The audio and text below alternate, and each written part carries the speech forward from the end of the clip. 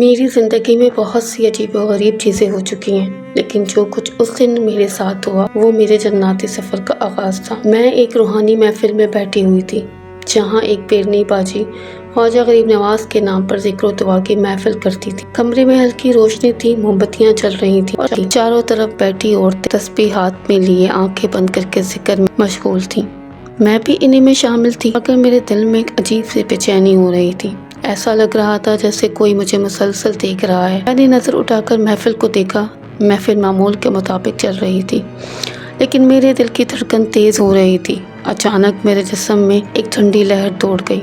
ایسا لگا جیسے کوئی سایہ میرے بہت قریب آ گیا ہے۔ موم بتیوں کی روشنی ہلنے لگی جیسے کسی نے ان پر پھونک ماری ہو، اور میرا دل کسی انجانے خوف سے ڈرنے لگا۔ پھر اچانک کسی نہ نظر آنے والی طاقت نے مجھے زور سے میرے اندر سے دھکا دیا۔ میں اپنی جگہ سے اچھلی اور بے قابو ہو کر محفل میں بیٹھی خواتین کے ہجوم میں جا گری۔ محفل میں چیخو پکار ہونے لگی۔ کچھ خواتین خوف سے پیچھے ہٹ گئیں اور کچھ مجھے سنبھالنے کے لیے آگے بڑھیں۔ پیرنی باجی فوراً کھڑی ہو گئی۔ ان کی آنکھوں میں عجیب سی سنجیدگی تھی، جیسے وہ جانتی ہوں۔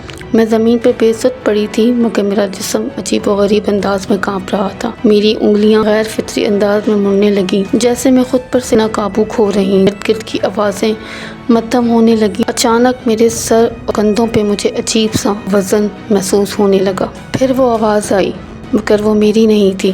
وہ ایک گہری خوفناک آواز تھی، جیسے کوئی اور میری جگہ بول رہا ہو۔ مجھے ایسا لگا جیسے میرے ارد گرد سیاہ دھواں اٹھنے لگا ہے اور پوری محفل کی فضا میں پھیلنے لگا ہے۔ کچھ خواتین خوف سے درود پاک پڑھنے لگیں، کچھ نے اپنی آنکھیں بند کر لیں، لیکن پیرنی باجی میرے نزدیک کھڑی رہیں اور کچھ آیات پڑھنے لگی۔ کی آواز کے ساتھ ہی میں زمین پر تڑپنے لگی۔ میرے اندر سے غصے بھری آواز نکل رہی تھی، جیسے کوئی مجھے کنٹرول کرنے کی کوشش کر رہا۔ پیرنی باجی کا پڑھنا اور تیز ہو گیا، اور جیسے جیسے وہ پڑھنے لگی میرے اندر موجود شیطانی قوت چیخنے لگی۔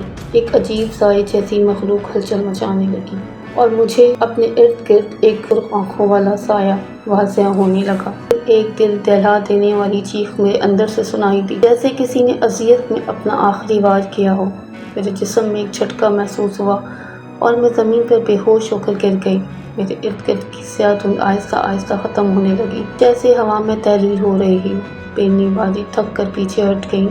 ان کے چہرے پر کامیابی اور سنجیدگی کے آثار تھے۔ محفل میں مکمل خاموشی چھا گئی۔ میں نے آہستہ آہستہ اپنی آنکھیں کھولیں۔ میرا پورا جسم پسینے سے بھیگا ہوا تھا، میری آنکھیں بالکل سرخ ہو رہی تھیں۔ عورتوں نے مجھے سہارا دے کر اٹھایا۔ میں بہت کمزور محسوس کر رہی تھی، جیسے میری ساری توانائی ختم ہو چکی ہو۔ سب سمجھ رہے تھے کہ جو کچھ بھی تھا وہ ختم ہو چکا ہے۔ کمرے کے سب سے اندھیرے کونے میں، جہاں کسی کی نظر نہیں جا رہی تھی، ایک لمبا سایہ جیسا وجود اب بھی کھڑا تھا۔ اس کی سرخ چمکدار آنکھیں مجھے مسلسل دیکھ رہی تھیں۔ لڑائی ختم ہو چکی تھی، جنگ ابھی باقی تھی۔